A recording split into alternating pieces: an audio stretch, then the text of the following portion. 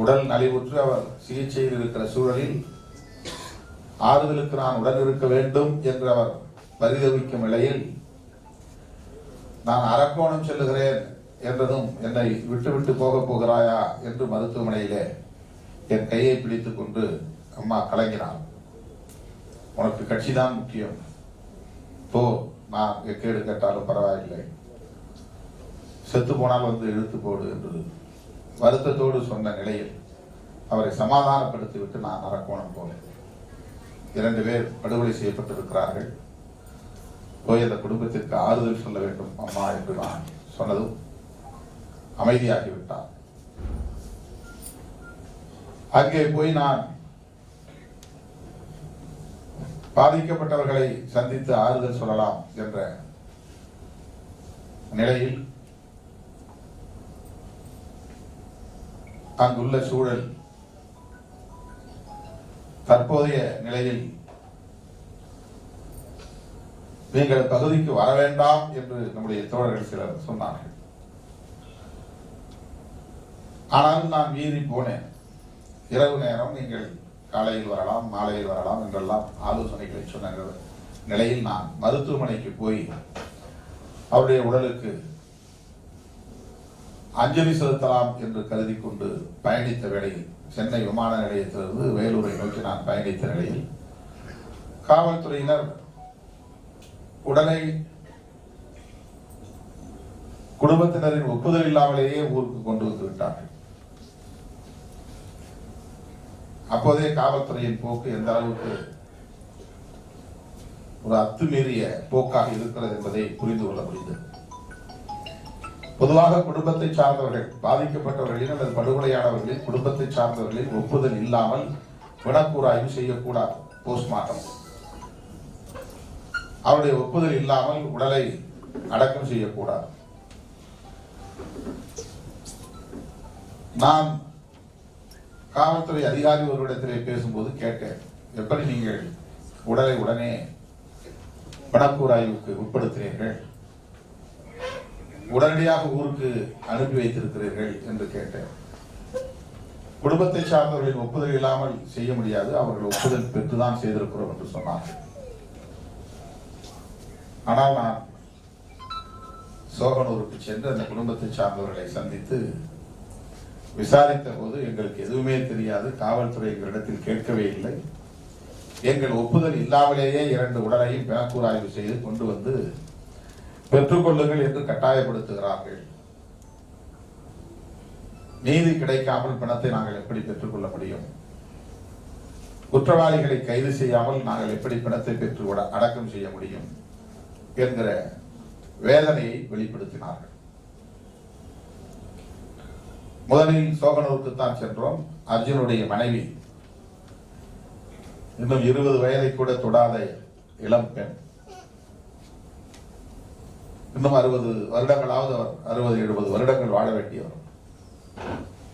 ஒரு வாழ்க்கை துணை இல்லாமல் எப்படி அவர் வாழ முடியும்? கை குழந்தையை வைத்துக் கொண்டு எப்படி அவர் எஞ்சிய காலத்தை ஓட்ட முடியும்?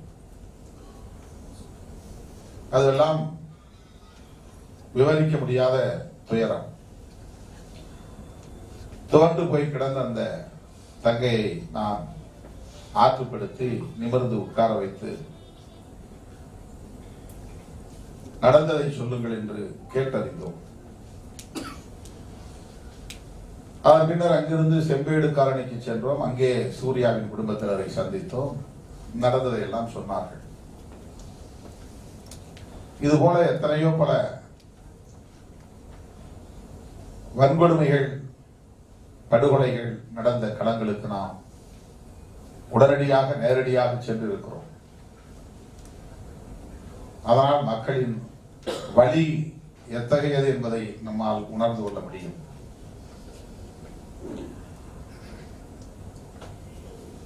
ஆயிரக்கணக்கிலே நம்முடைய சுற்றுவட்டார பகுதிகளில் இருந்து பல்வேறு இயக்கங்களை சார்ந்த தோழர்கள், நம்முடைய இயக்கத்தை சார்ந்த தோழர்கள் என்று அங்கே வந்து சூழ்ந்திருந்தார்கள். அவர்கள் மத்தியிலும் நான் சில நிமிடங்கள் உரையாற்றினேன். பாதிக்கப்பட்டோருக்கு ஆறுதல் சொன்னேன். இரண்டு குடும்பத்தாரையும் சந்தித்து விவரங்களை கேட்டறிந்து அங்கிருந்து நாங்கள் விடைபெற்றோம். அடுத்த நாள் காலையில் ஆர்ப்பாட்டம், தமிழ்நாடு முழுவதும் ஆர்ப்பாட்டம். ஓரிரு நாள் இடைவெளியில் அந்த படுகொலையை கண்டித்து ஆர்ப்பாட்டம் நாம் அறிவித்தோம். அந்த அடிப்படையில் சென்னையிலே காலையில் ஆர்ப்பாட்டம், ராணிப்பேட்டையிலே மாலையில் ஆர்ப்பாட்டம் என்று 2 இடங்களில் நான் பங்கேற்கிற வகையிலே அது ஒருங்கிணைக்கப்பட்டது. ராணிப்பேட்டை மாவட்டம் தான் அரக்கோணம். அரக்கோணத்தில் நடத்தலாம் என்று தோழர்கள் சொன்னபோது நான் வேண்டாம், தலைமையகமாக இருக்கிற தலைமை இடமாக இருக்கிற ராணிப்பேட்டையில் ஏற்பாடு செய்யுங்கள் என்று நான் கேட்டுக்கொண்டேன். அதன் அடிப்படையில் இன்றைக்கு மாலையில் ராணிப்பேட்டை ஆகிய முதல் நாளும் நான் ராணிப்பேட்டை பகுதிக்கு சென்று விட்டு இரவு சென்னைக்கு திரும்பி காலையில் சென்னை ஆர்ப்பாட்டத்திலே பேசிவிட்டு அதன் பிறகு அங்கிருந்து நேரடியாக ராணிப்பேட்டைக்கு போய் அங்கே மாலை ஒரு பொதுக்கூட்டத்தை தோழர்கள் ஏற்பாடு செய்திருந்தார்கள். ஏறத்தாழ ஒரு 5000 பேர் திரண்டிருந்தார்கள்.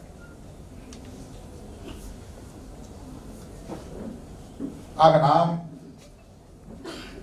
இந்த படுகொலையை சாதிய வன்மம் நிறைந்த படுகொலை, அரசியல் முரண்பாட்டால் நடந்த படுகொலை, தேர்தல் பதற்றத்தால் ஏற்பட்ட படுகொலை என்கிற அடிப்படையில் வெகு மக்களுக்கு வெளிச்சப்படுத்தி இருக்கிறோம். இந்த நிலையில் தான் காவல்துறை ஒரு கருத்தை சொல்லுகிறது. வழக்கம் போல காவல்துறை தலித் விரோத மனநிலையில் இருந்துதான் எல்லா பிரச்சனைகளையும் அணுகும். அது தமிழ்நாட்டில் மட்டுமல்ல, இந்தியா முழுவதும் உள்ள ஒரு உளவியல், ஆளும் வர்க்க உளவியல், அது அதிகார வர்க்க உளவியல், அது ஒரு சைக்காலஜி, தலித் விரோத உளவியல். தலித்துகள் படுகொலை செய்யப்பட்டால் ஏதோ நன்றுதத்தை நசுக்கியதை போல அவர்கள் அதை புறந்தள்ளி விட்டு பயணிக்கக்கூடியவர்கள், அதை ஒரு பொருட்டாக எடுத்துக் கொள்பவர்கள் அல்ல.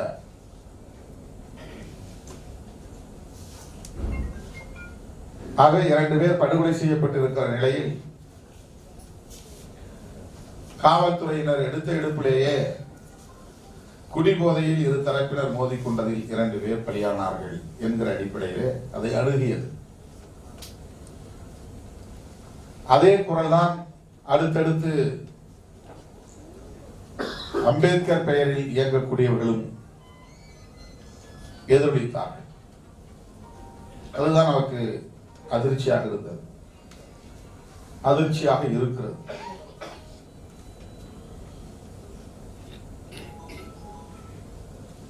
இவ்வாறான சூழலில் தான் நம்முடைய எவிடன்ஸ் அமைப்பை சார்ந்த தோழர்களும் சாட்சி நீதிக்கான சாட்சி அமைப்பை சார்ந்த தோழர்களும் தனித்தனியே 2 குழுவாக களத்திற்கு சென்று கள ஆய்வு செய்து உண்மைகளை வெளிச்சத்திற்கு கொண்டு வந்திருக்கிறார்கள்.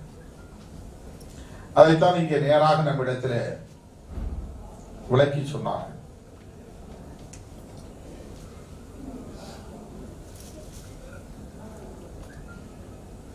இவ்வாறான ஒரு சூழலில் நாம் இதனை எவ்வாறு அணுகுவது, அடுத்த கட்டத்தை நோக்கி நகர்த்துவது என்கிற புரிதலுக்கு வர வேண்டிய நிலையில் இருக்கிறோம். அவர்களுக்கு விடை சொல்லவோ அவர்களை விமர்சிக்கவோ நம்முடைய சக்தியை நாம் விரயமாக்க வேண்டிய தேவையில்லை.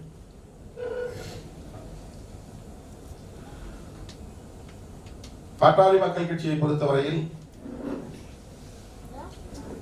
தலித் வெறுப்பை மூலதனமாக கொண்டு அரசியல் ஆதாயம் தேட வேண்டும் என்பதை ஒரு அரசியல் நிலைப்பாடாகவே எடுத்திருக்கிற கட்சி.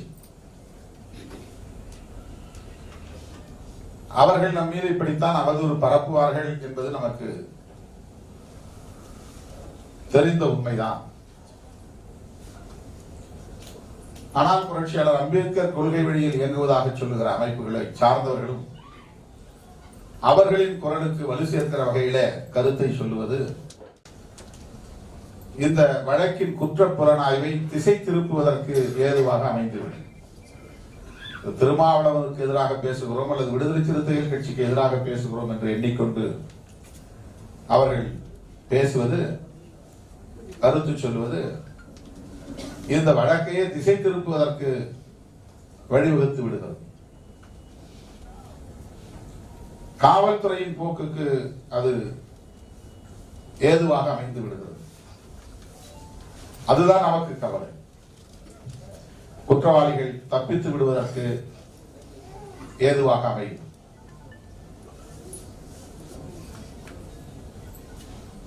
தமிழகத்தில் நடந்திருக்கிற சாதிய வன்கொடுமைகளை எல்லாம் பட்டியல் போட வேண்டுமானால் அது மணிக்கணக்கிலே நாள் கணக்கிலே நீளும்.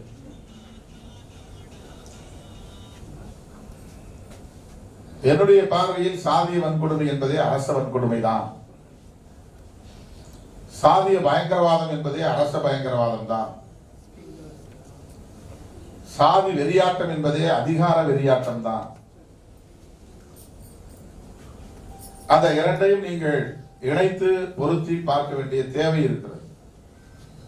நான் பல மேடைகளில் ஆரம்ப காலங்களில் மதுரையிலே பேசும்போது கூட காவல்துறையை விலகி நில், நாங்கள் 24 மணி நேரத்தில் சாதியை ஒழித்து காட்டுகிறோம் என்று பலமுறை பேசியிருக்கிறோம்.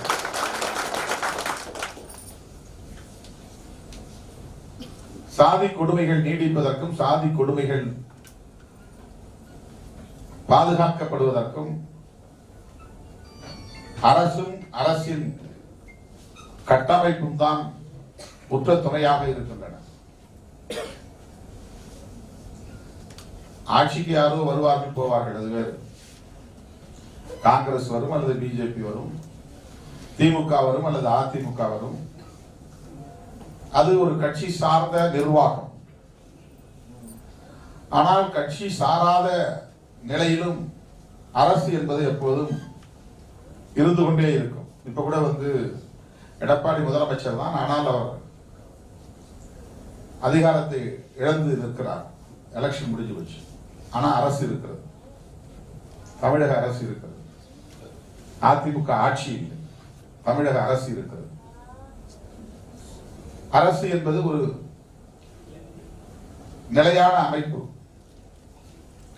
அந்த அரசின் கட்டமைப்புகளிலே ஒன்றுதான் காவல்துறை. அந்த அரசின் கட்டமைப்புகளில் ஒன்றுதான் வருவாய்த்துறை. வருவாய்த்துறைனா உங்களுக்கு புரியும்படி சொல்ல வேண்டுமானால் கலெக்டர், அவருக்கு கீழே உள்ள எல்லா அதிகாரிகளும், மாவட்ட ஆட்சியர், மாவட்ட ஆட்சியருக்கு கீழே பணியாற்றக்கூடிய மாவட்ட வருவாய் அலுவலர், அப்புறம் வருவாய் கோட்டாட்சியர், அப்புறம் தாசில்தார், விஏஓ, இதெல்லாம் ரெவென்யூ செட்டப் வருவாய்த்துறை.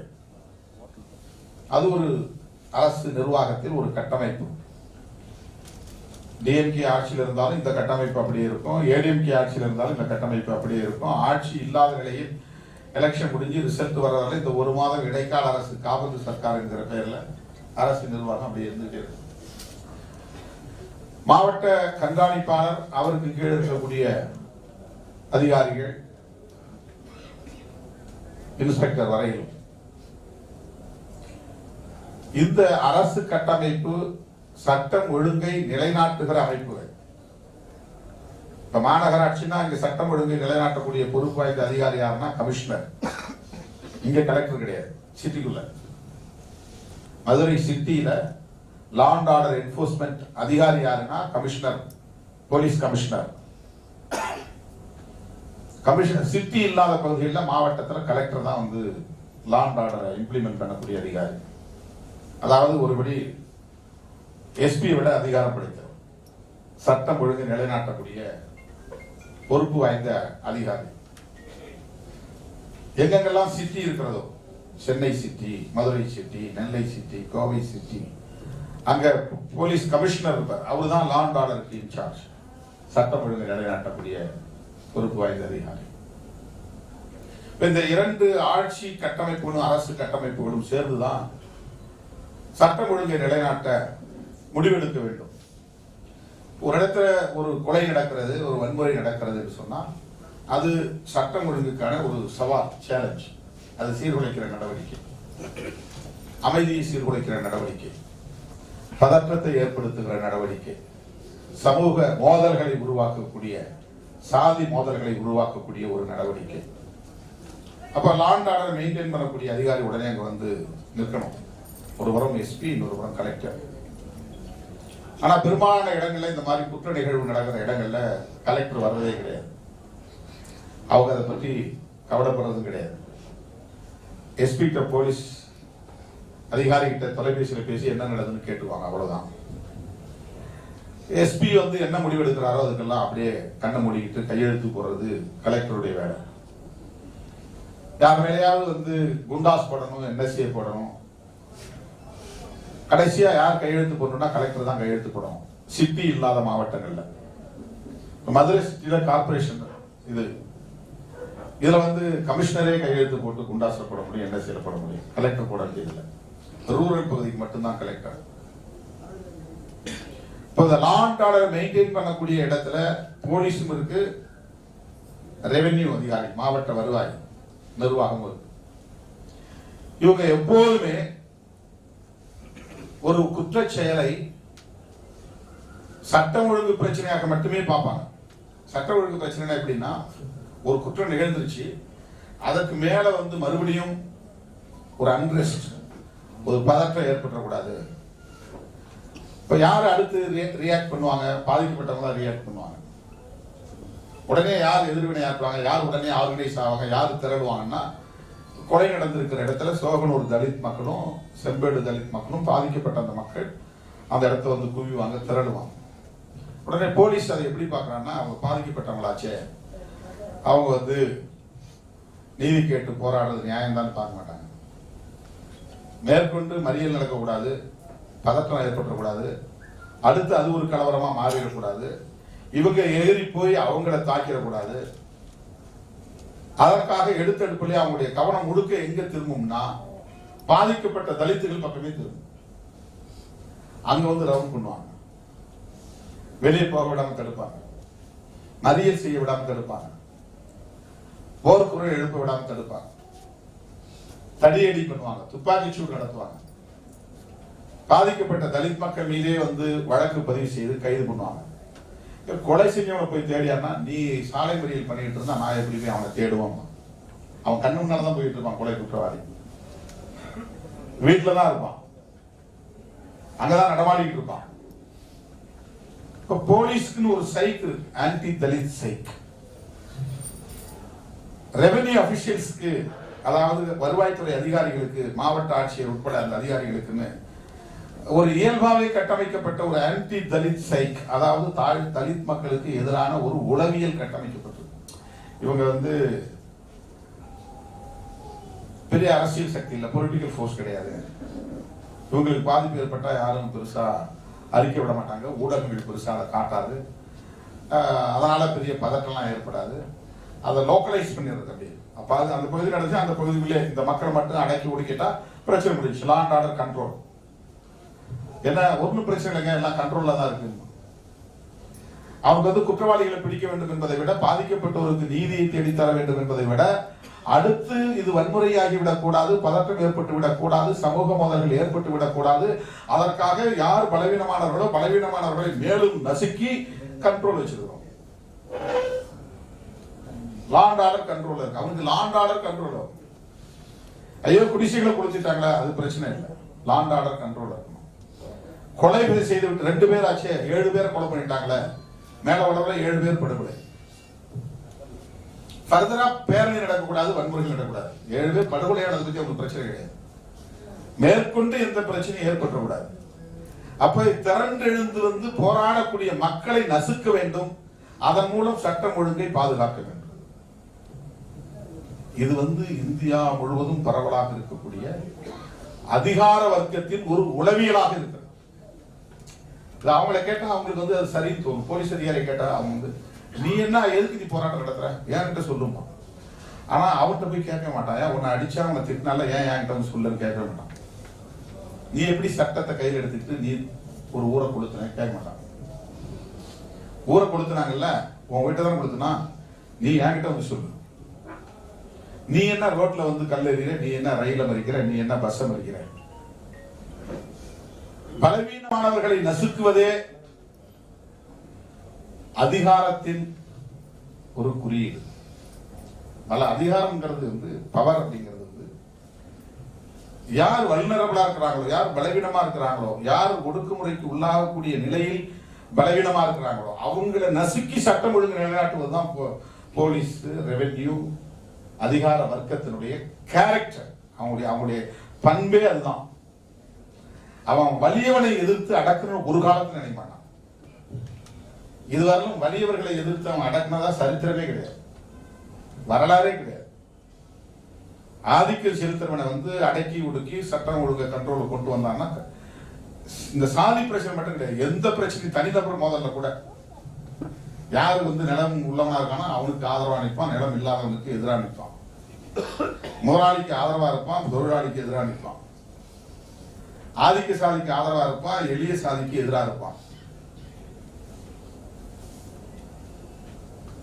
பலவீனமானவர்களை நசுக்கி சட்டம் ஒழுங்கை நிலைநாட்டுவது என்பது அதிகாரத்தில் இருப்பவர்களின் நிலையான ஒரு பண்பாடாகவே மாறி இருக்கிறது, ஒரு பண்பாகவே மாறி இருக்கிறது. அப்போ சாதிய வன்கொடுமையையும் அரச வன்கொடுமையையும் நீங்கள் இணைத்து பார்க்க வேண்டிய தேவை இருக்கிறது.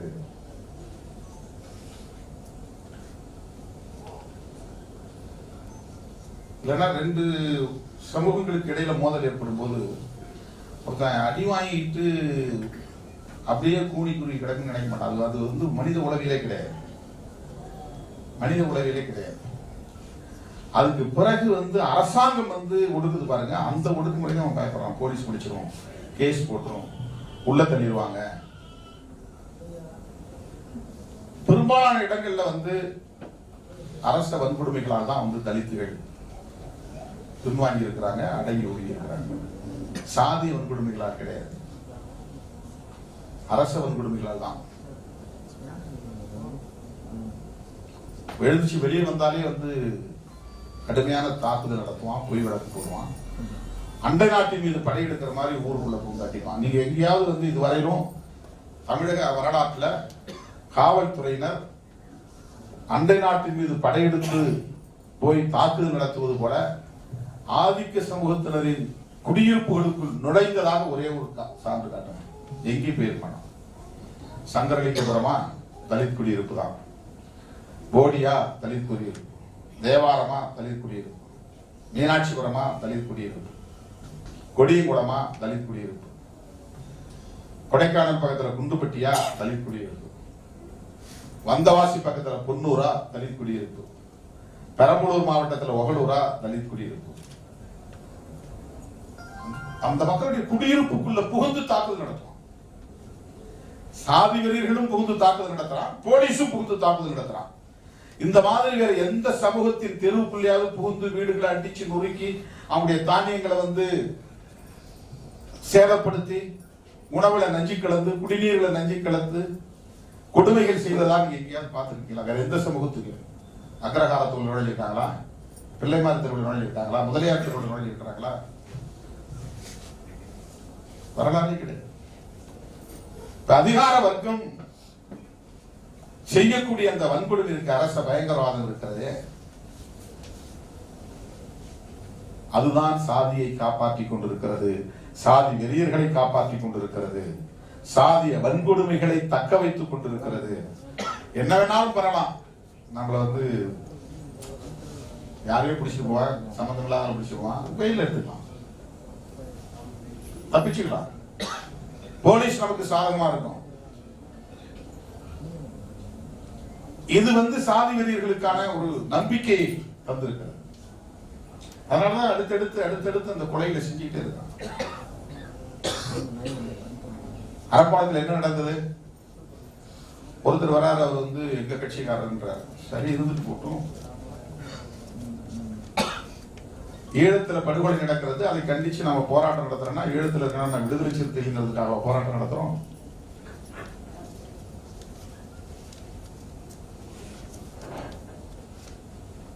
எவ்வளவோ வன்கொடுமை வன்கொடுமைகள் எத்தனையோ படுகொலைகளை கண்டித்து நான் போராட்டம் நடத்துறோம். அவங்கெல்லாம் விடுதலை சிறுத்தைகள் கட்சியை சார்ந்தவர்களா இருந்தாதான் போராட்டம் நடத்துனா அதுக்கு பேர் அரசியல் கிடையாது, பொது வாழ்க்கை கிடையாது. ஆந்திராவில் லட்சுமிப்பேட்டைங்கிற இடத்துல ஸ்ரீகாக்குளம் மாவட்டம் ஒரு ஊருக்குள்ள பூந்து நிலம் சம்பந்தமான ஒரு பிரச்சனை உள்ள பூந்து அடிச்சு விடிய காலையில 4:30 மணிக்கு பூந்துருக்கான். சாதி வீரர்களுக்கு எல்லாத்துக்கும் ஒரே மாதிரி கேரக்டர் தான். சண்டை நடந்தா கூட இவன் போய் நம்ம கிராமத்தில் குடியிருக்க போய் படுத்துங்கிறோம், ஒன்றும் பிரச்சனை. அவன் வந்து தூங்க மாட்டான், ஆட்களை திரட்டுவான், ஆயுதங்களை திரட்டுவான், விடிய காலையில பூந்து தூங்குற நேரத்தில் போய் வெட்டி கொள்வான். அதுதான் வீரம்மா. தூங்குற நேரத்தில் கொள்றது, தனியா மாட்டிக்கிற நேரத்தில் ஒரு 50 பேர் சேர்ந்து வெட்டுறது, கருப்பங்காட்டுல பதுங்கி இருந்து கல்லால அடிக்கிறது, கேட்டா ஆண்ட பரம்பரைமா பதுங்கி இருந்து கல்லெறியது, பதுங்கி இருந்து கல்லெறியுமா. ஒரு நோஞ்சான 10 பேர் சேர்ந்து வெட்டுவான், கேட்டா ஆண்ட பரம்பரை வீர பரம்பரை. நேருக்கு நேரா ஒரு சமூகத்தோட வந்து வலிமையை காட்டுறது தான் இதெல்லாம் சான்றே கிடையாது, சரித்திர சான்றே கிடையாது. அந்த ஊர்ல லட்சுமிப்பேட்டையில் அப்படிதான் பண்ணாங்க. எல்லாம் படுத்து தூங்கிட்டு இருக்காங்க. ஏதோ பிரச்சனை நடந்து சண்டை நடந்துச்சு, போலீஸ்ல போனாங்க, புகார் கொடுத்தாங்க, தலித் மக்கள் போயிட்டு படுத்து தூங்கிட்டாங்க. அவன் வந்து அதுக்குன்னு ஆளை திரட்டி இரவெல்லாம் தூங்காம கிடந்து விடிய காலை 4:30 மணிக்கு நுழைந்து தூங்கிட்டு போட்டு அடிச்சு வெட்டி 5 பேரை கொலை பண்ணிட்டான். இங்க இருந்து நான் புறப்பட்டு போய் அந்த மக்கள் எல்லாம் பார்த்து ஆறுதல் சொல்லிட்டு, அவங்க அட்மிட் ஆயிருந்த ஹாஸ்பிட்டல்லாம் போய் காயம்பட்டவங்களை பார்த்து ஆறுதல் சொல்லிட்டு, அங்கேயே ஒரு ஆர்ப்பாட்டத்தை வச்சு அதில் கலந்துட்டு நான் கண்டித்து உரையாற்றி விட்டு வந்தேன். அவர்கள் யாரும் விடுதலை சிறுத்தைகள் கட்சியை சார்ந்தவர்கள் அல்ல. சுண்டூர் படுகொலையை கண்டித்து நாம் ஆர்ப்பாட்டம் நடத்தியிருக்கிறோம். கேரளாஞ்சி படுகொலையை கண்டித்து ஆர்ப்பாட்டம் நடத்தியிருக்கிறோம். நாக்பூர் பக்கத்துல.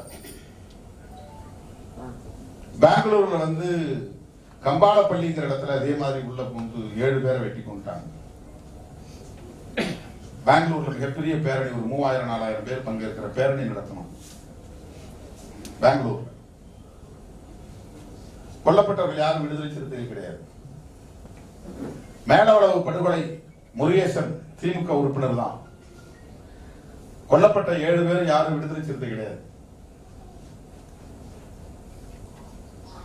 தமிழ்நாட்டின் கவனத்தை ஈர்க்கக்கூடிய அளவுக்கு ஒரு வெகுமக்கள் திரட்சிய தனிநபரா போய் அடிச்சோம்னா ரவுடிசமா மாறிடும்.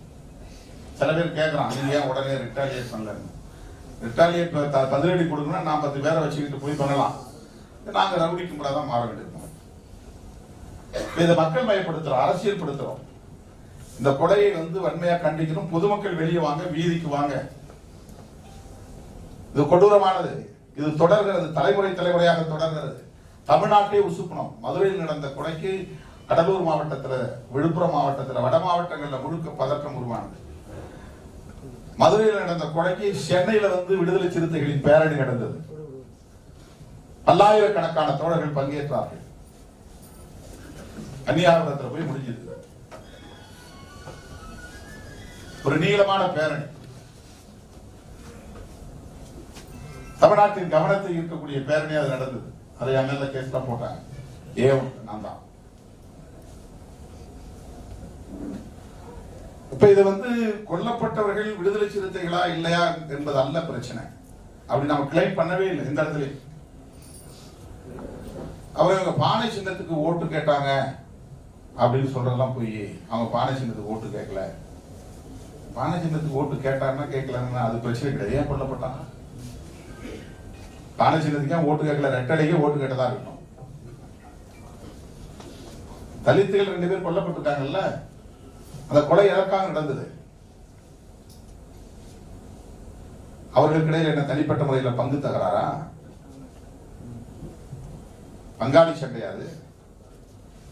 என்ன மோட்டிவ் இருக்காங்க? அடிப்படையில் என்ன என்ன என்ன பகைக்கான காரணம் என்ன?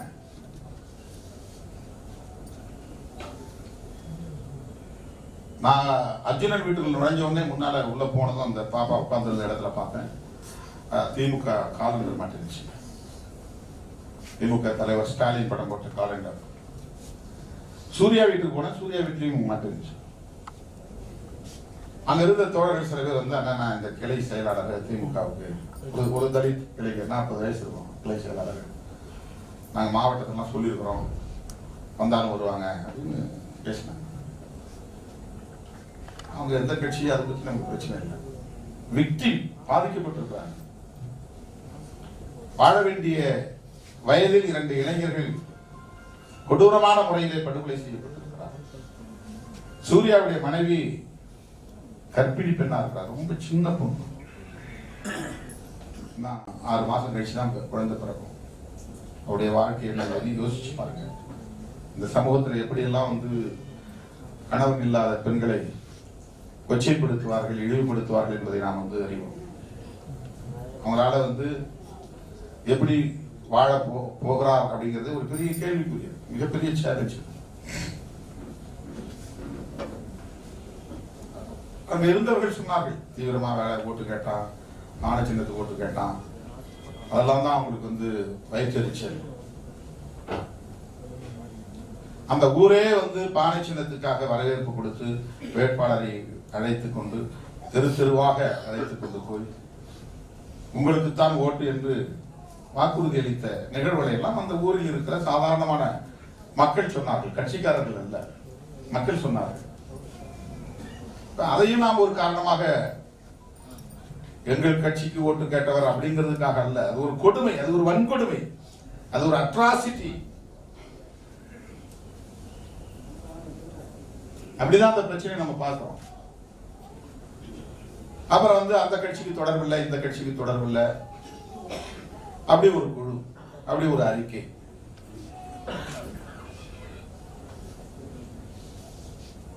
நேரடியா போன் பண்ணி ராமதாஸ் அந்த 2 பேரையும் போட்டு தள்ளு அப்படின்னு சொன்னார். நான் சொல்றோம், அல்லது அந்த கட்சியை சார்ந்த ஆட்கள் யாராவது அந்த மாதிரி உங்ககிட்ட பம்பிழுத்தானா, டேய் சொன்னானா, அவனை போட்டு தள்ளு அப்படின்னு சொன்னாங்க அப்படின்னு நான் சொல்றோம். ஏற்கனவே இந்த சமூகத்தில் இயல்பாகவே இருக்கிற சாதிய வன்மம், அது ஊரறிந்த உண்மை, உலகறிந்த உண்மை. அதனால்தான் எல்லா வன்முறைகளிலும் தலித்துகள் கொல்லப்படுகிற நிலை இருக்கிறது. தலித்துகள் எதிரி செய்திட முடியும், அரசு கேந்திரங்கள் அப்படி செய்ய விடாமல் தடுக்கிறது. நான் ஒரு கூட்டத்திலே சொன்னேன், தனித்தனியே ஒவ்வொரு சாதி வெறியின் கைகளிலும் துப்பாக்கி கொடுப்பதற்கு பதிலாகத்தான் ஒரு இடத்திலே ஒரு குடோனை உருவாக்கி அங்கே ஆயுதங்களை வைத்திருக்கிறார்கள். அது சாதி வெறியர்களுக்கான ஆயுதங்கள். அந்த கிடங்கு, ஆயுத கிடங்கின் பெயர் தான் காவல் நிலையம் என்று நான் சொல்லியிருக்கேன். அவனுக்கு தேவைன்னா அவன் எடுத்து ஆயுதத்தை எடுத்து நம்மளை அடிக்கணும்னு அவசியம் இல்லை. சாதி வெறியர்களுக்கு ஒரு பிரச்சனைனா போலீஸ் ஆயுதத்தை எடுத்து நம்மளை சுட்டுட்டு போயிடுவோம், நம்மளை அடக்கி ஒடுக்கிட்டு போயிடும். அது சாதி வெறியர்களை பாதுகாப்பதற்கான பாதுகாப்பு அரண், அது ஒரு ஆயுத கிடங்கு. அது ஒரு காலத்திலும் தலித்துகளை பாதுகாக்காது, ஒடுக்கப்பட்டவர்களை பாதுகாக்காது, ஒடுக்கப்பட்டவர்களுக்கு நீதி தராது. காவல் நிலையங்களால் எந்த காலத்திலும் தலித்துகளுக்கு நீதி கிடைக்காது. காவல் நிலையம் ஒரு இடத்துல இருக்குன்னா அது சாதி இந்துக்களுக்கான ஆயுத கிடங்கு, தலித்துகளை ஒடுக்குவதற்கான ஒரு பகுதின்னு அது ஒரு குடோன், ஆயுதத்தை வைத்திருக்கிற இடம், வெளிப்படையாக சட்டப்பூர்வமாக வைத்திருக்கிற இடம்.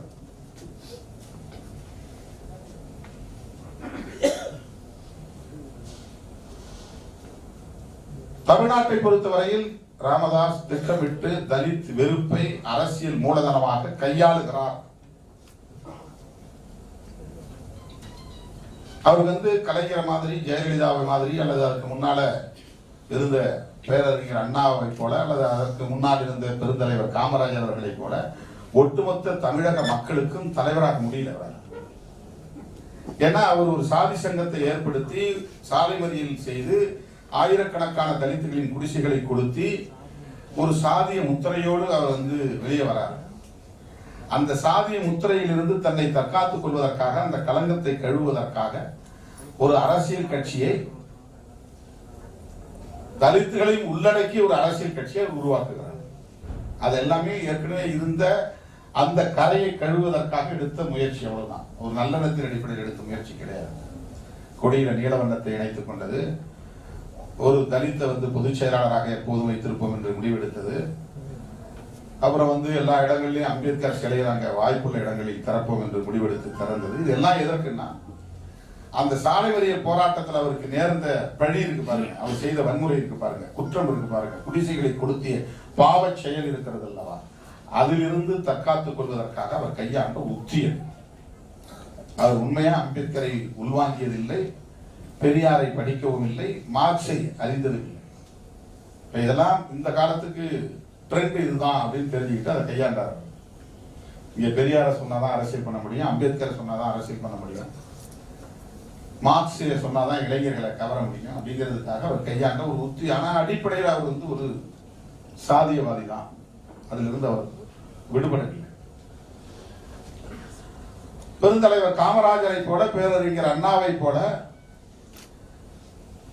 கலைஞரை போல, ஜெயலலிதா அம்மையாரை போல அனைத்து தரப்பாரும் ஏற்றுக்கொள்ளக்கூடிய தகுதி வாய்ந்த ஒரு தலைவராக அவரால் பரிணமிக்க முடியாத நிலையில் தன்னுடைய சொந்த சாதி வாக்கு வங்கியையாவது காப்பாற்றிக் கொள்ள வேண்டும் என்பதற்காக அவர் தலித் வெறுப்பை ஒரு அரசியல் உத்தியாக கையாளுகிறார். இது வந்து ஒரு பொலிட்டிக்கல் ஸ்ட்ராட்டஜி.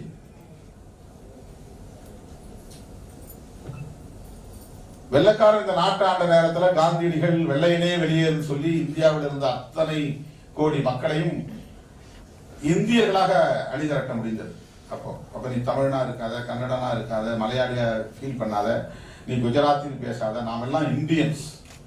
ஏன்னா ஒரு வெள்ளைக்காரன் நம்ம நாட்டை ஆண்டுகிட்டு இருக்கிறான், அவனை எப்ப விரட்டுறது, வெள்ளையனே வெளியேறு.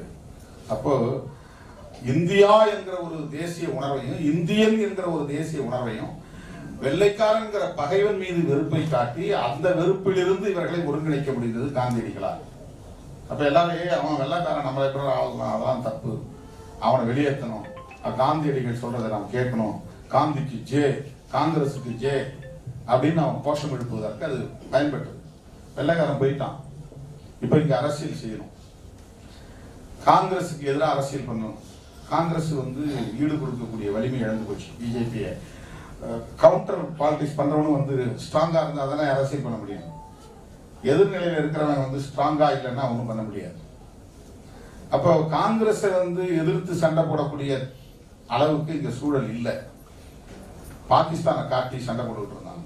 பாகிஸ்தான் மேல தாக்குதல் நடத்துது, அது வந்து முஸ்லீம் நாடு, நாம வந்து இங்க வந்து இந்துங்கிற உணர்வு இல்லாமல் இருக்கிறோம், நம்ம இந்துங்கிற உணர்வு இருந்தாதான் நம்ம முஸ்லீம் நாட்டை எதிர்க்க முடியும். பாகிஸ்தானை காட்டி அரசியல் பண்ணி பார்த்தான் சில ஆண்டுகள், அது எடுபடலை தமிழ்நாட்டில், இந்தியா. அப்போ மோடிக்கும் மோடியினுடைய தலைமையிலான RSS கும்பலுக்கும் இருக்கிற ஒரே ஸ்ட்ராட்டஜி என்னன்னா, முஸ்லீம் வந்து எல்லாத்தையும் மதம் மாத்துறான், SC/ST மக்களை எல்லாம், கிறிஸ்தவன் எல்லாம் பைபிளை கொடுத்து மதம் மாத்துறாங்க.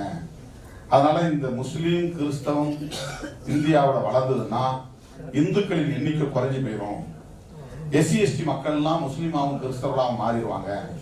அவன் காலப்போக்கில் இந்தியாங்கிறது கிறிஸ்தவ நாடானாலும் ஆயிரும், இல்லைன்னா முஸ்லீம் நாடானாலும் ஆயிரும், இந்துக்களா இருக்கிற நாமெல்லாம் சிறுபான்மையா ஆயிரும், நமக்கு அப்புறம் பாதுகாப்பு இல்லாம போயிடும். இந்த உத்தியை கையில் எடுக்கிறாங்க. ஓட்டு வாங்குறதுக்காக, பெரும்பான்மை இந்துக்களின் ஓட்டை வாங்குறதுக்கு முஸ்லீம் வெறுப்பையும் கிறிஸ்தவ வெறுப்பையும் அரசியல் உத்தியா கையாளுறாங்க. இதுதான் ஆங்கிலத்தில் ஹேட்ரட் பாலிடிக்ஸ், வெறுப்பு அரசியல். இப்ப முஸ்லீம் வெறுப்பை பயன்படுத்தி, கிறிஸ்தவ வெறுப்பை பயன்படுத்தி பாபர் மசூதியை இடித்தான். முஸ்லீம் வெறுப்பை பயன்படுத்தி, கிறிஸ்தவ வெறுப்பை பயன்படுத்தி இந்துக்களை ஒருங்கிணைக்கக்கூடிய பல வன்முறைகளை நிகழ்த்தினாதான் கோத்ரா ரயில் சம்பவத்தை எடுத்து நடந்த பெரிய முஸ்லீம் படுகொலை. 3000 பேர் படுகொலை செஞ்சாங்க. வெறித்தனமான படுகொலை. வயிற்றுல முஸ்லீம் ஒரு கர்ப்பிணிகளுடைய வயிற்று கிழிச்சு அந்த சிசுவை எடுத்து கண்டதுண்டமா வெட்டி போட்டாங்க. அந்த குழந்தை என்ன செஞ்சது? அதுக்கு என்ன பகை இருக்கு? இந்த வெறுப்பு அரசியலின் விளைச்சல், வெறுப்பு அரசியலின் விளைச்சல். இப்ப முஸ்லீம் வெறுப்பை, கிறிஸ்தவ வெறுப்பை வைத்து அரசியல் ஆதாயம் தேடுவதை பிஜேபி ஒரு அரசியல் உத்தியாக கையாளுவதை போல தமிழ்நாட்டில் தன்னுடைய சாதியையும் பிற சாதிகளையும் ஒருங்கிணைப்பதற்கு தலித் வெறுப்பு தேவைப்படுகிறது. ராமதாஸ் எப்படி தலித் வெறுப்பு வந்து இங்க விதைக்க முடியும்? நம்ம வீட்டு பெண்கள் எல்லாம் அவனுக்கு வந்து காதலிச்சுட்டு எடுத்துட்டு ஓடுறாங்க. காதல்ங்கிறது தன்னியல்பா நடக்கிறது, அது யாரும் சொல்லிக் கொடுத்து நடக்கிறது அல்ல.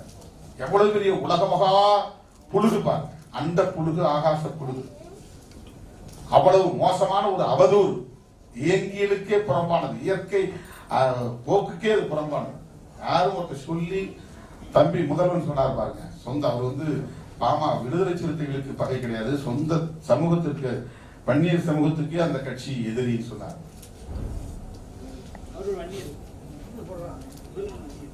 அவர் முதல்வன் வந்து அந்த சமூகத்தை அடையாளமாக கொண்டார். விடுதலை சிறுத்தைகள் கட்சியில் பொறுப்பில் இருக்கிறார், நீண்ட காலமாக இருக்கிறார். அம்பேத்கரை உள்வாங்கிக் கொண்டு டிஷர்ட் போட்டா, கூலிங் கிளாஸ் போட்டா, ஜீன்ஸ் போட்டா அதை பார்த்துட்டு ஒரு பொண்ணு பின்னால போயிடுவான்னா அது இதை விட ஒரு கொச்சைப்படுத்தக்கூடிய ஸ்டேட்மெண்ட் வேற என்ன இருக்க முடியும் சொல்லுங்க. ஒரு பொண்ணு வந்து டிஷர்ட் ஏமாந்து போயிடுவாளா, கூலிங் கிளாஸ் பார்த்து ஏமாந்து போயிடுவாளா? அதை நம்மளை கொச்சைப்படுத்துறதா நினைச்சுக்கிட்டு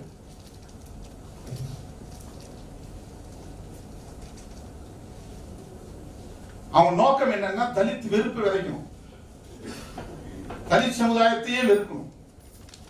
தலித் சமுதாயத்தை மொட்டையா சொன்னாக்கா இந்த வெறுப்பு வராது. திருமாவளவனையும் சேர்த்து சொல்லணும்.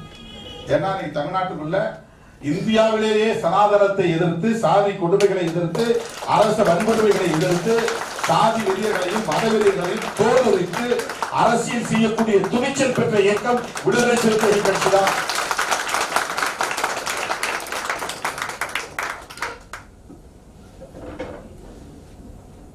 என்ன விளைவையும் எதிர்கொள்ள தயாராக இருக்கும். என்ன மிஞ்சி மிஞ்சி போனா ஆள் வச்சு திருமாவளவனை கொண்டு வைங்க, அவ்வளவுதானே பண்ண முடியும். வேற ஒண்ணு. அரசியல் புரட்சியாளர் அம்பேத்கரின் அரசியலை எந்த கொம்பனாலும் அசைக்க முடியாது. பெரியாரியத்தை எந்த சக்தியாலும் வீழ்த்த முடியாது. அது இயங்கியலோடு இணைந்த ஒரு கோட்பாடு. அம்பேத்கரியம், பெரியாரியம், மார்க்சியம் என்பது விளிம்பு நிலை மக்களின் விடுதலைக்கான ஒரு அரசியல் கோட்பாடு. அதை எந்த சக்தியாலும் அழிக்க முடியாது. அதை பேசக்கூடிய திருமாவளவன் என்ன அழிச்சிட முடியும்? விடுதலை சிறுத்தைகள் என்கிற அரசியல் சக்தியை யாராலும் அழிக்க முடியாது.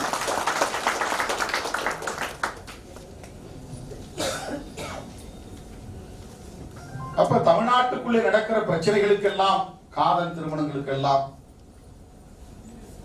தேவயானந்தன் சரஸ்வதி கொலை காதலின் பெயரால் நடந்திருக்கிறது. வன்மையாக கண்டிக்கிறோம். அதுல எந்த இரண்டாம் கருத்துக்கே இடம் கிடையாது.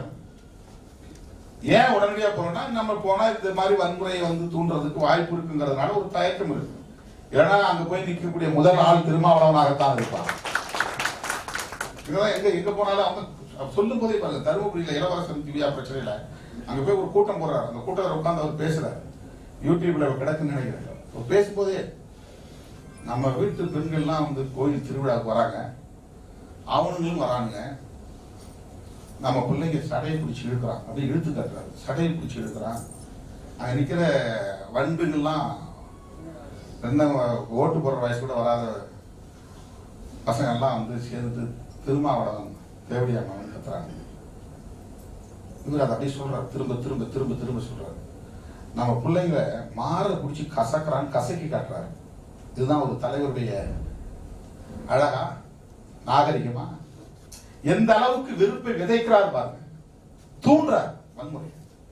அவன் இன்னும் வேகமா கத்துறான். திருமாவளவன் அம்மாவை எடுத்து திட்டுறான். அவங்க கொடி போட்டிருக்காங்கன்னா, கொடி கண்டாலே அருவருப்பா இருக்கு. அது ஒரு கொடி. அது என்ன அர்த்தம்னா, நீ பார்க்கிற இடத்துல அந்த கொடி பறக்கூடாது, நீ பார்த்தா அந்த கொடியை நீ வெட்டி போடுது. அதுதான் அது அர்த்தம். வன்முறையை தூண்டது. ஏன்னா என்கிட்டவே சொன்னவர், நீ நானும் ஒன்னா சேர்ந்தோம்னா அவன் அந்த பன்னி பைய ஒரு கருப்பு பண்ணி இருக்கிறா பாருங்க, அவன் கொடி கம்பத்தெல்லாம் வெட்டி கொண்டு போய் ஒரே ராத்திரில போட்டுடலாம். ஒரு தலைவர் ஒரு தலைவர் சொல்ற வார்த்தை அதிர்ச்சியா இருந்தது. ஒரு கட்சி கொடிய ஜனநாயகத்துக்கு எவ்வளவு எதிரான ஒரு அரசியல் போக்கு. யாரு வேணாலும் கட்சி தொடங்கலாம், யாரு வேணாலும் அரசியல் பேசலாம். மக்கள் அவங்களை அங்கீகரித்தாங்கன்னா அவங்க அரசுக்கு வர போறாங்க, ஆட்சிக்கு வர போறாங்க. முதல் காலம் பாமகவை தடை செய்யலாம் சொல்றதே கிடையாது. மக்களே புறக்கணிப்பாங்க. அந்த கோரிக்கையை நம்ம வைக்க வேண்டிய அவசியம் இல்லை. மக்களே புறக்கணிப்பாங்க. அரசியல் களத்துல நாம் ஜனநாயக ரீதியான சில அணுகுமுறைகளை நம்ம கையாள வேண்டிய தேவை.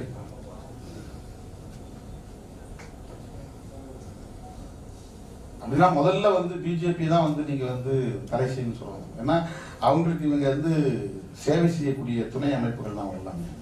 இந்த சங்கிகளுக்கு சேவை செய்யக்கூடிய துணை சங்கிகள். அவர்களால் வளர்க்கப்படுகிற அமைப்புகள். இல்லைன்னா எப்படி அவங்களோட இவ்வளவு நாள் பயணிக்க முடியும், தேர்தல் அரசியல் களத்தில் நிற்க முடியும்? எவ்வளவு ஆபத்தான கொள்கை கொண்ட கட்சி பிஜேபி. அதனால்தான் மதுரையில் ஒரு முறைக்கு 2 முறை விரட்டி அடிக்கப்பட்டார்கள். யாரும் எனக்கே தெரியாது. நான் சிலைக்கு மாலை போட்டு போன பிறகுதான் தெரியுது சம்பவம் நடந்து. எனக்கு தெரியாது. பசங்க பாண்டி மல்ல எல்லாம் சேர்ந்து முழக்கமிட்டு அவங்களை விரட்டி அடிச்சு. 100க்கு 100 சரி. அது அவங்களுக்கு என்ன அருகதை இருக்கிறது? அம்பேத்கர் பெயரை உச்சரிப்பதற்கு அருகதை கிடையாது. அம்பேத்கரின் எதிரிகள் அவர்.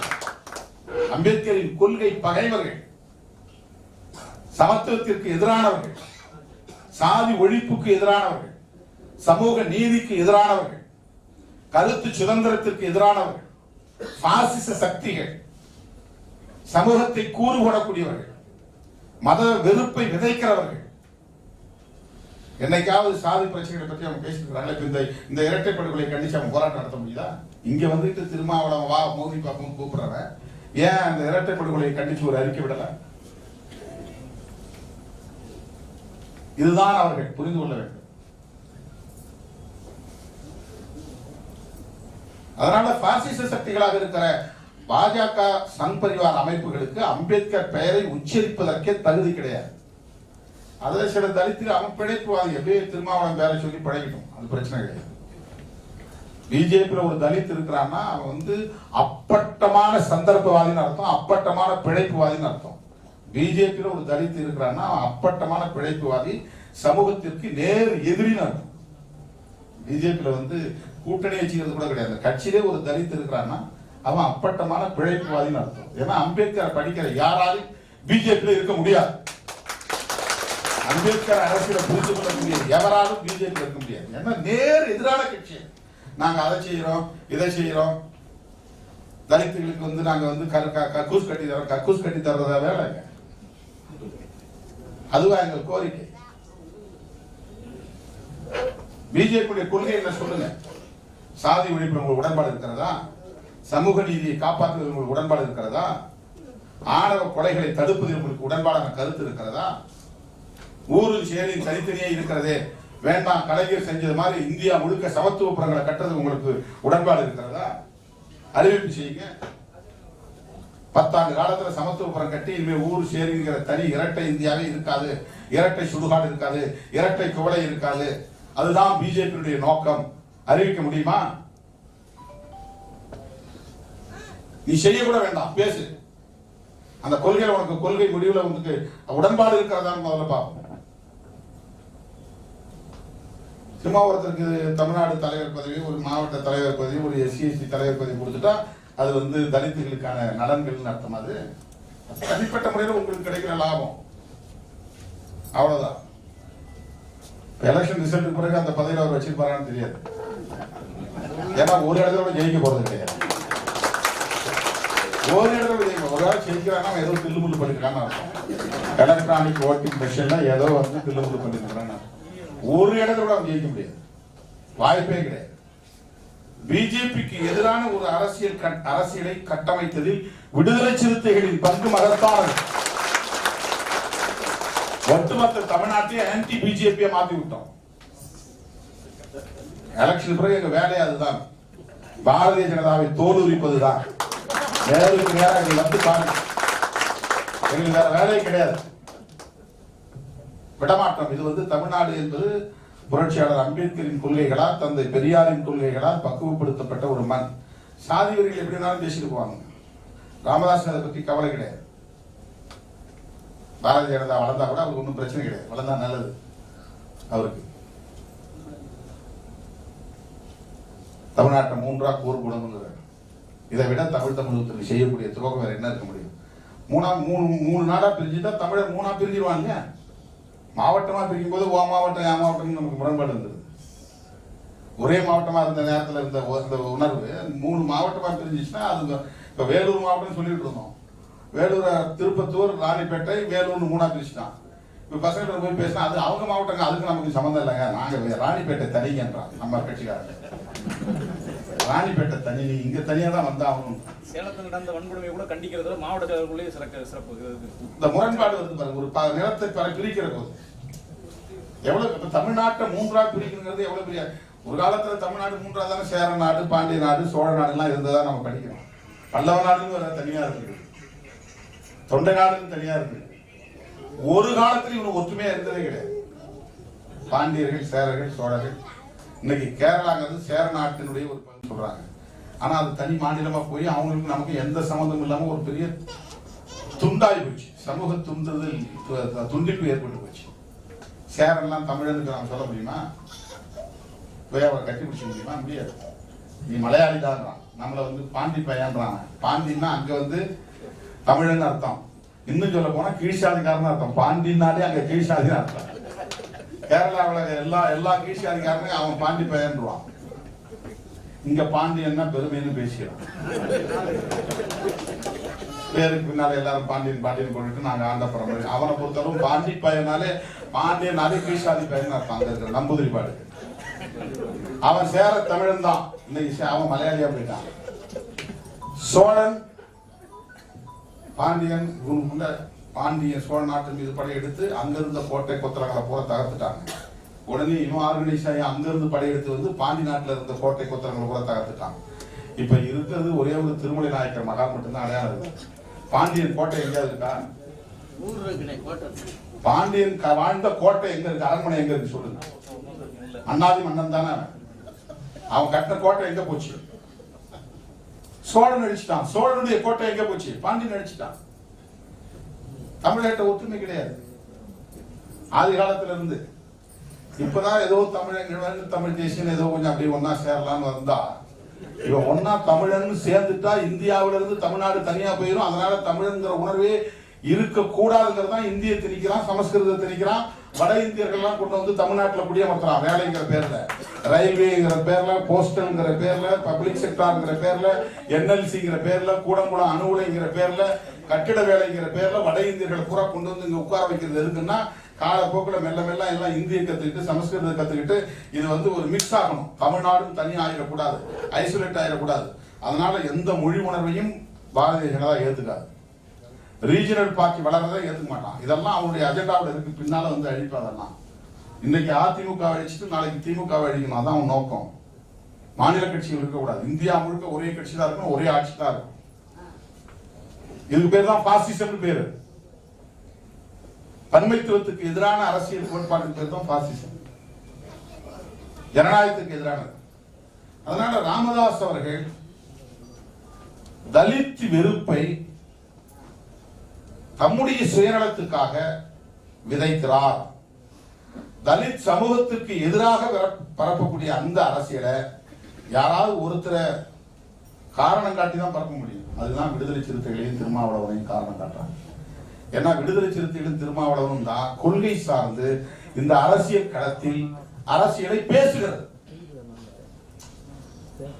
அவங்களுக்கு என்னன்னா இங்க என்ன திருமாவளவன் அரசியல் பண்றான், இது ஒண்ணுதான். இப்ப நீங்க 3-4 பேர் சொன்னீங்களே மேடையில, இப்ப அவங்களுக்கு என்னன்னா, அவங்களுக்கு ராமதாஸ் எதிர்க்கிறத விட, பாமகவை அம்பலப்படுத்துறதை விட, சனாதன சக்திகளா இருக்கிற பாஜகவை அம்பலப்படுத்துறதை விட, அவங்களை எதிர்க்கிறத விட, சாதிய வன்கொடுமைகளை எதிர்க்கிறத விட, திருமாவளவன் இங்க என்ன அவரை அம்பலப்படுத்தணும். அதுதான் இப்ப அவங்களுக்கு இருக்கிற பிரச்சனை. நான் அப்படி காம்படிட்டரா பார்க்கல. நான் சொன்ன அடிக்கடி தலித் இயக்கங்கள் எந்த இயக்கமா இருந்தாலும் அவங்களை நீங்க விமர்சிக்கவே கூடாது, கண்டிக்கவே கூடாது. இது நான் தொடக்கத்திலும் சொல்றேன், இன்னைக்கும் கிடையாது. எந்த பேரையும் இல்லை, யாரையுமே. எவ்வளவு பேர் என்ன கடுமையா விமர்சனம் பண்ணிருக்கிறாங்க, அசிங்கமா பேசிட்டு இருக்கிறாங்க, எழுதுறாங்க. அவங்களுக்கு ஒரே வேலை இதுதான். சங்கராச்சாரிய எதிர்க்கிறத விட, சங்கரமடத்தை எதிர்க்கிறத விட, பார்ப்பன ஆதிக்கத்தை எதிர்க்கிறத விட, பிஜேபி எதிர்க்கிறத விட, RSS சங் பரிவார்களை எதிர்க்கிறத விட, இந்தி திணிப்பை எதிர்க்கிறத விட, சமஸ்கிருத மயமாதலை எதிர்க்கிறத விட, ஏகாதிபத்தியத்தை எதிர்க்கிறத விட, திருமாவளவனை எதிர்க்கும் அந்த குண்டு சட்டி வெளியே குதிரை விட்டுட்டு இருக்காங்க. அப்படியே விட்டுருங்க, அவங்க அப்படியே இருந்துட்டு அப்படியே இருந்துட்டு அவங்கள இந்த களத்துக்கு நீங்க விட்டுறக்கூடாது. வேற எந்த களத்துக்குள்ளேயும் அவங்க வர வேண்டாம். நீங்க பதில் சொல்றதுங்கிறது தேவையில்லாத. அவங்க திருமாவளவரை மட்டுமே எதிராக பார்த்துட்டு அரசியல் பண்ணட்டும். அதுல ஏதாவது அவங்களுக்கு லாபம் வந்தா படிச்சு IAS படிச்சிருந்தாலும் அதுதான் அவங்க பார்வைன்னா அவ்வளவுதான். அவங்க பார்வை என்ன பண்ண முடியும். அப்படி ஒரு கேள்வி கேட்டாங்கன்னா அதை எப்படி எதிர்கொள்றது? இப்படி சொன்னா அது வந்து பாமகவுக்கு ஆதரவான ஒரு நிலைப்பாட்டை எடுத்த மாதிரி ஆயிருமேங்கிறத கூட சிந்திக்கல பாருங்க. நேரடியா பாமக வந்து அதுல தலையிட்டது அப்படின்னு நாம வந்து சொல்றோம்னா, பாமகவின் தலித் வெறுப்பு அரசியல் தான் இதுக்கு காரணம். தொடர்ந்து அவர்கள் பரப்பி கொண்டிருக்கிற அந்த அரசியல் தான் பதற்றத்தை ஏற்படுத்துது. ஐயப்பன் என்கிற அப்பு அவன் தான் வந்து கபாப் கடைக்கு போயிருக்கிறான், குருவராஜன் பேட்டைக்கு.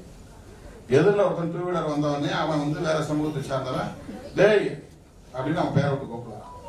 2 பேருடைய அறிக்கை இருக்கு. அவன் எதுவும் சொல்லிட்டு போயிட்டான். பெருமாள் ராஜ்பேட்டை சேர்ந்தவனும் வந்து எங்களை தானே சொன்னீங்க, என்ன தானே டேன்னு சொன்ன சொல்லி வந்து ஒம்பு எடுக்கிறான். எந்த ஊருன்னு சோகனூர் வந்து படார் அடிக்கிறான். ஏன் சோகனூர்ல தலித்துகள் தான் இருக்கிறாங்க. அப்ப அவன் உடனே சோகனூர் கிளம்பி போனதும் அப்பவே சொல்லிருக்காங்க, என்ன அந்த பானசனத்துக்கு ஓட்டு கட்டணும் தானே அழைச்சிட்டு வருவேன், போ பார்த்துக்கிறான். அர்ஜுனை தான் நீ கூப்பிட்டு வர, அவன் கூப்பிட தானே போற, பானசனத்துக்கு ஓட்டு கட்ட தானே கூப்பிட போற, இதை வந்து அப்படின்னு சொல்லியிருக்கிறாங்க. இவனுங்களே போன் பண்ணி, அதாவது பாமக ஒரு கிளை செயலாளருடைய பையன் பேரு அஜித், சோகனூர்ல இருக்கக்கூடிய ஒரு தலித் இளைஞன் பேரும் அஜித். அந்த அஜித்துக்கு இவன் போன் பண்ணி சொல்லியிருக்கான், உங்ககிட்ட தான் அவங்க சொல்லியிருப்பாங்க தெரியும், வாங்க சமாதானமா போயிடலாம். அவனுக்கு சமாதானமே கேட்கல, சண்டையே இல்லை, ஏதோ 2 அடி அடிச்சாங்க, அவங்க போயிட்டாங்க. அடி வாங்கின இளைஞர்கள் அதை பிரச்சனையாக்குற நோக்கத்துல போகல. ஆனா இவன் வந்து சமாதானத்துக்கு வாங்க கூப்பிடக்கூடிய அளவுக்கு அங்க 2 பேரும் ஒருத்தருக்கு கை கலப்பு நடக்கல. இவன் அவன் அடிக்கல, அவன் இவன் அவங்க மட்டும் இவங்க அடிக்கிறான், அடி வாங்கிட்டு அவங்க போயிடுறான். இதுதான் பப்ளிக் நடக்குது. டெய்லி என்ன சொன்னியான்னு கேட்டு அடிக்கிறான், கிராமத்து பேரை கேட்டு அடிக்கிறான். ஆன சின்னத்துக்கு ஓட்டு போட்டவனை தான் கூப்பிட்டு வருவா, போய் கூப்பிட்டு வா அப்படின்னு சொல்லி அனுப்பிச்சிடுறான். உடனே இவனுக்கு போன் பண்ணி, பாமக கிளை செயலாளருடைய பையன் அஜித்ன்றவன் தலித் இளைஞராக இருக்கக்கூடிய அஜித்துக்கு போன் பண்ணி, உங்ககிட்ட தானே வந்து சொன்னா, இதை வாங்க சமாதானத்துக்கு பேசினாங்க. சமாதானத்துக்கு பேசுன்னு சொன்னவன் அந்த இடத்துல இருந்திருக்கணும். இவங்க போறாங்க 4 பேரோட, அங்க இல்ல. கொஞ்ச நேரம் கழிச்சு வரான், அவன் மட்டும் வந்திருக்கலாம், அல்லது அவன் கூட இருந்த 2 பேர் மட்டும் வந்திருக்கலாம். ஆயுதங்களோட 20 பேர் எதுக்கு அங்க வராங்க? அப்ப எதுக்காக இவங்க வந்து சமாதானத்துக்கு கூப்பிட்டுருக்காங்கிறது தெரியுதா? சமாதானத்துக்கு கூப்பிடக்கூடிய அளவுக்கு சண்டை நடக்கலங்க. 2 கிராமமும் மோதிக்கொள்ளக்கூடிய அளவுக்கு அங்க வந்து பெருசா பகை உருவாகல. ஒரு பையனை 2 பேர் சேர்ந்து அடிச்சுட்டாங்க, அவ்வளவுதான். இப்ப சமாதானத்துக்கு கூப்பிடுற, அப்ப அடிச்சவன் அந்த இடத்துல 3 பேர் இருந்திருக்கான், 3 பேர் மட்டும்தான் இருந்திருக்கணும்.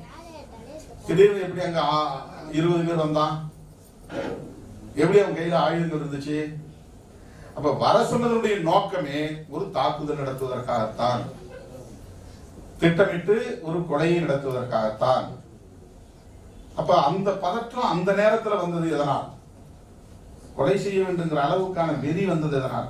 ஏற்கனவே சமூகத்துல இப்ப அந்த அம்மா சொன்னதா சொன்னாங்க, எல்லாம் ஐஏஎஸ் அம்மா வந்து சொன்னாங்க, அங்க வந்து நிலம் இல்லை அதனாலதான் பிரச்சனை, வேலை வாய்ப்பு இல்லை அதனாலதான் பிரச்சனை, அங்க ஏற்கனவே அவங்களுக்கு இடையில அப்பப்ப சின்ன சின்ன மோதல் இருந்திருக்கு. இது இந்தியா முழுவதும் இருக்கிறதானே. அது என்ன அந்த இடத்துல மட்டுமா இருக்கு, அந்த கிராமத்துல மட்டுமா இருக்கு? அவங்க கேட்டதுக்கு பதில் சொல்லிருக்காங்க, எல்லாம் அந்த தொகுதி முழுக்க எல்லா இடத்துக்கும் தான் பானசினத்துக்கு ஓட்டு கேட்டாங்க, அங்க மட்டும் ஏன் சண்டை அப்படின்னு கேட்டிருக்காங்க. இந்தியா முழுவதும் தான் இவங்க சொல்ற காரணிகள் இருக்கு, ஏன் சில குறிப்பிட்ட இடங்கள்ல மட்டும் சண்டை நடக்குது? இப்ப பேசிக் ஃபேக்டர்னு ஒண்ணு இருக்குது, பிரைமரி ஃபேக்டர்னு ஒண்ணு இருக்குது. மேடையிலே 2 நம்ம குரூப்பா உட்காந்துருப்பாங்க, எல்லா நாளையும் சண்டை வராது, திடீர்னு 2 குரூப் மோதிக்குவாங்க கட்சிக்குள்ள கூட. அப்ப என்னடா, இறங்கி நில்லு, உட்காராத, உள்ள வராத அப்படின்னு யாராவது கை வச்சு தடுத்திருப்பான். அதுதான் வந்து டக்குன்னு அந்த இடத்துல மோதலுக்கு காரணமா இருக்கும். ஏற்கனவே குரூப்பா இருப்பான், ஒரு பக்கம் வந்து எல்லாரும் கொஸ்டின், ஒரு பக்கம் வந்து கண்ணதாசன் கொஸ்டின் வச்சுங்க, நினைச்ச நேரமா சண்டை போடுறது இல்லை. திடீர்னு வந்து எல்லாரும் டீம் வந்து கண்ணதாசன் நெஞ்சில கை வச்சு இரியான்னு தடுப்பான். அந்த தடுக்கிற நேரம் வந்து தடுக்கிறப்ப வர்ற கோபம் ஒரு பாருங்க, அதான் பிரைமரி ஃபேக்டர். ஒரு உதாரணம் புரியறதுக்காக சொல்றேன். அப்போ ஆனா ஏற்கனவே 2 பேருக்கு இடையில இருந்த பகை இருக்கு பாருங்க, அது வந்து உள்ளூர குமுறிட்டே இருக்கிற பகை. அப்ப லிப்ட் வரும்போது எல்லாரும் வந்து கண்ணதாசனே அவனை நிறுத்துப்பா, உள்ள விடாத, அது வந்து டப்புனு கோபம் வந்துடும், டமால் ஒருத்தர் அடிச்சுவாங்க. அப்ப ஏற்கனவே இருந்த பகை, ஏதோ பொறுப்பு வாங்கினதுலயா அதுலயே இதுலயா ஏதோ பகை, அது அடிப்படை காரணி. லிப்டுக்குள்ள வராதுன்னு கை வச்சு தடுக்கிறது பாருங்க, அதுதான் முதன்மை காரணம். அப்ப இவன் தான் முதல்ல என்ன வந்து உள்ள விடாம தடுத்தான், அவன் மேலதான் தப்பு இல்லை, ஏற்கனவே இருக்கிற பிரச்சனை தான் தப்பு அடிப்படையாக. அந்த மாதிரி சாதி முரண்பாடுங்கிறது அடிப்படை முரண்பாடு. அவன் வேற இவன் வேறங்கிறது, அவன் ஒரு கட்சி இவன் ஒரு கட்சிங்கிறது, இது வந்து அடிப்படை முரண்பாடு. தேர்தல்ங்கிறது தான் அந்த பதற்றத்தை உருவாக்குது. அவன் வந்து ரெட்டலைக்கு வேலை செய்யறான், இவன் வந்து பாணிச்சின்னத்துக்கு வேலை செய்யறான். அவன் ரெட்டலை வேட்பாளர் வரவேற்கிறான், இவன் வந்து பாணிச்சின்ன வேட்பாளர் வரவேற்கிறான். அவன் ரெட்டைகளை ஜெயிக்கணும் கோஷம் போடுறான், இவன் பாணிச்சின்ன ஜெயிக்கணும் கோஷம் போடுறான். இந்த பதற்றம் இருந்துகிட்டே இருக்கிற இடத்துல டூ வீலர்ல போற ஒருத்தன் டேன்னு கூப்பிடுறான். இந்த டேன்னு கூப்பிடுறது தான் பிரைமரி ஃபேக்டர்.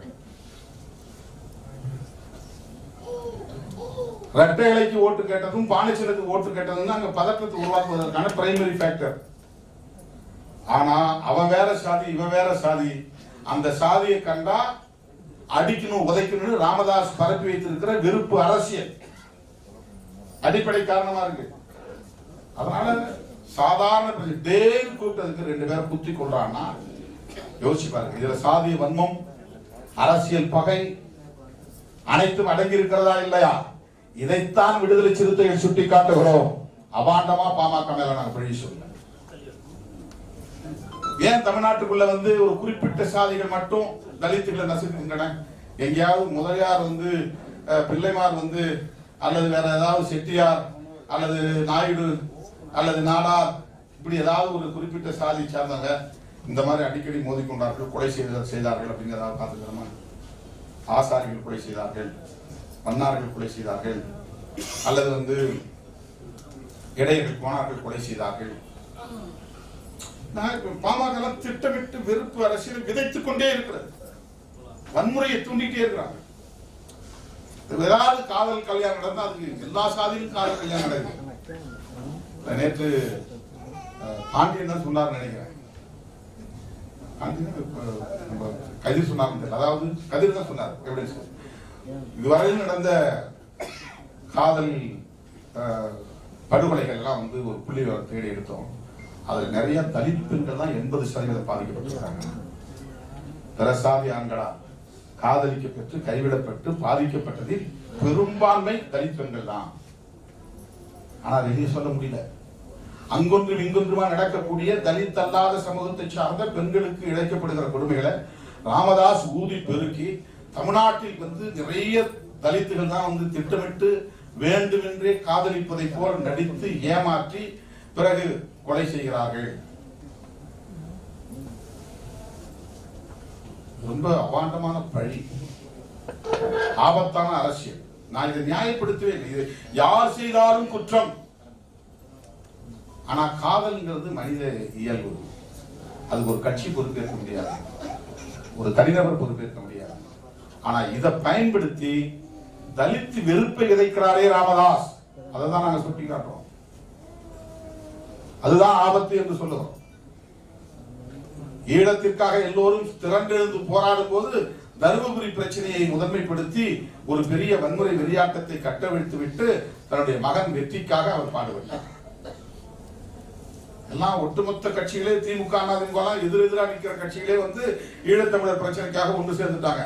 ஐநா மனித உரிமை கவுன்சில்ல இந்திய அரசாங்கம் இப்படிதான் தீர்மானம் கொண்டு வரணும்னு எல்லாம் குரல் கொடுத்துட்டு இருக்கிற நேரத்துல தருமபுரி பிரச்சனையை, எங்கோ ஒரு மூலையில் நடந்த ஒரு பிரச்சனையை ஊதி பெருக்கி பூதாகரமாக்கி மிகப்பெரிய வன்முறை வெறியாட்டத்தை காவல்துறையின் துணையோடு, அப்ப ஜெயலலிதா அம்மாவே இருந்தாங்க, காவல்துறையின் துணையோடு நடந்த ஒரு கொடூரமான சாதி வெறியாட்டம் தான் தருமபுரி கலவரம். நாம ஒரு மறியல் 50-60 பேர் போய் நம்ம உட்கார்ந்தோம்னு வச்சுங்க, 10 நிமிஷம் போலீஸ் வந்து நம்மளை வந்து அப்புறப்படுத்திடுவாங்க. பட்டாளடியா உடனே ஸ்ட்ரைக்கிங் போர்ஸ் வந்து அடிச்சு தூக்கிட்டு போயிடுவாங்க. ஆனா 6 மணி நேரம் நடந்துச்சு தருமபுரியில, நாய்க்கன் கொட்டாய் நத்தல் அந்த பகுதியில் 3 கிராமங்களை சூறையாடினாங்க. ஒரு சின்ன லத்தி சார்ஜ் கிடையாது, ஒரு பக்ஷாட் சொல்றாங்க, வானத்தை நோக்கி துப்பாக்கியால சொல்றது கிடையாது, ஒரு கண்ணீர் புகை குண்டு வீச்சு கிடையாது. அப்படியே 6.5 மணி நேரம் தமிழக காவல்துறை அப்படியே செயலிழந்து கிடந்தது. சீஃப் மினிஸ்டர் ஜெயலலிதா கையில் தான் போலீஸ் துறை இருந்துச்சு. இதுதான் அரசு பயங்கரவாதம். தருமபுரியிலே நடந்த சாதி வெறியாட்டத்தின் பின்னணியில் அதிகார வர்க்கத்தின் உடந்தை இருந்தது, அதிகார வர்க்கம் உடந்தையாக இருந்தது. அதிகார வர்க்கம் உடந்தையாக இருந்தது என்பதுதான் அண்டர்லைன் பண்ணணும். அரச வன்கொடுமை, அரச பயங்கரவாதம், தலித்துகள் ஒரு சக்தியாக அணிதிரள விடாமல் தடுப்பது, அவர்கள் எதிர் வினை ஆற்றுவதற்கு விடாமல் தடுப்பது,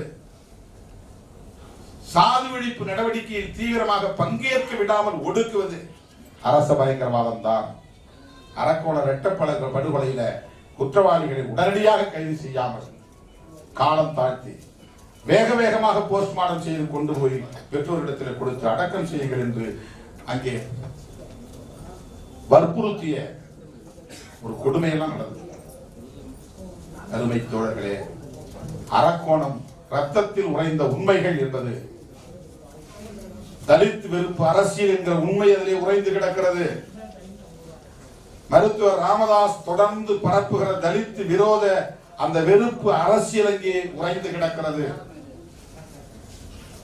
அவர்களின் அந்த வெறுப்பு அரசியலுக்கு துணை நிற்கக்கூடிய அரச பயங்கரவாதம் அங்கே உறைந்து கிடக்கிறது. தலித்துகளுக்கு எதிராக செயல்படுகிற காவல்துறையின், வருவாய்த்துறையின் தலித் விரோத போக்கு அதிலே உறைந்து கிடக்கிறது. விடுதலை சிறுத்தைகளை எதிர்க்கிறோம் என்கிற பெயரில் சாதியவாதிகளுக்கும் மதவாதிகளுக்கும் ஆதரவாக கருத்து சொல்லுகிற அம்பேத்கர் இயக்கங்களின் துரோகம் அந்த ரத்தத்தில் உறைந்து கிடக்கிறது. இதுதான் அரக்கோணம் படுகொலையில் சிந்திய ரத்தத்தில் உறைந்து கிடக்கும் உண்மைகள் என்பதை சொல்லி நாம் கோட்பாட்டு அடிப்படையிலே எதையும் புரிந்து கொள்வோம். புரட்சியாளர் அம்பேத்கர் தந்தை பெரியார் காட்டிய வழியில் இவற்றை எதிர்கொள்வோம் என்பதை சொல்லி அந்த தம்பிகளுக்கு நீதி கிடைக்கிற வரையில் தொடர்ந்து ஜனநாயக சக்திகளை ஒருங்கிணைத்து களமாடுவோம் என்ற உறுதியை ஏற்போம் என கூறி இன்று மாலை செம்மொழியின் நினைவு நிகழ்ச்சி, நினைவேந்த நிகழ்ச்சியிலும் பங்கேற்று சிறப்பிக்க வேண்டும் என அழைப்பு விடுத்து நாளை சனாதன சக்திகளை எதிர்த்து மதுரை மாநகரத்தில் நடக்கும் ஆர்ப்பாட்டத்தில் பங்கேற்க வேண்டும் என கேட்டு நிறைவு செய்கிறேன். நன்றி, வணக்கம்.